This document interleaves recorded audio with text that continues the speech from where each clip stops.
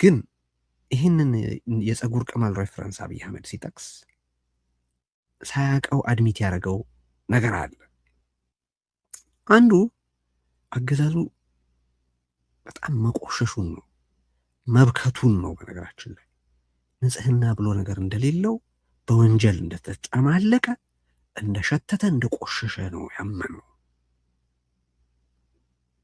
ይሄ ታዲያ በግል አብይ አህመድ ካለበት ስር የሰደደ ሽንቁር በተጨማሪ ማለት ነው። አብይ አህመድ ስልጣን ሲይዝ ኦር በፓርቲው ሲገባ ልበለው ምናልባት የፀጉሩን ቅማል የፀጉሩን ተባይ ያራግፎ ይሆናል።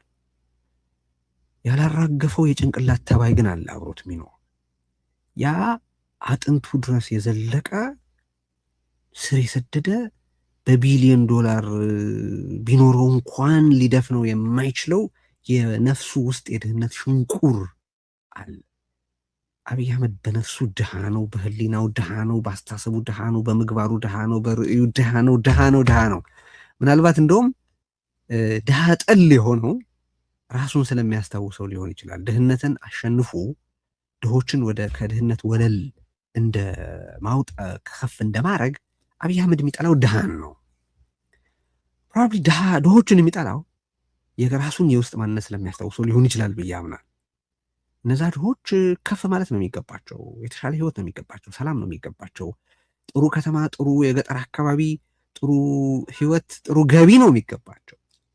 አብይ አህመድ የአገሪቱን ሪሶርስ ድህነትን በሚቀርፍበት ቦታ ላይ ሳይሆን ድሆችን ከዙሪያው ዞር በሚያደርግበት ቦታ ላይ የሚያጠፋበት ምክንያት አንዱ ያ ሊሆን ይችላል።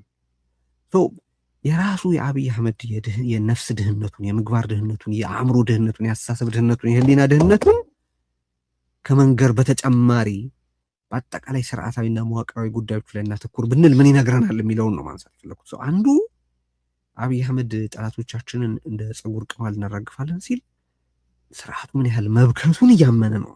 አንድ ሁለተኛ ሳያውቀውም ቢሆን አድሚት ያደረገው ጠላቶቹ ስፍር ቁጥር እንደሌላቸው ነው። አንድ ብዙዎቹ አብይ አህመድ የፈጠራቸው ጠላቶች የአብይ አህመድ ጠላቶች ራሱ የፈጠራቸው ናቸው። ግማሾቹን መወዳጀት ሳያስፈልግ ተወዳጅቷቸው ለሆነ ዓላማ ከተወዳጃቸው በኋላ በልዩ ልዩ ምክንያት የተጣላቸው ናቸው። ሌሎቹን ደግሞ በጥንቃቄ ይዟቸው ጠላት መሆን ሳያስፈልጋቸው በራሱ ድድብናና ድንቁርና ምክንያት ወደ ጠላትነት የቀየራቸው ናቸው። ሌሎቹ ደግሞ ያው በትክክል ጠላትም ሆነው ቆይተው በዲፕሎማሲና በጥሩ የውስጥ የፖለቲካና ኢኮኖሚ አቅም ሊገዳደራቸው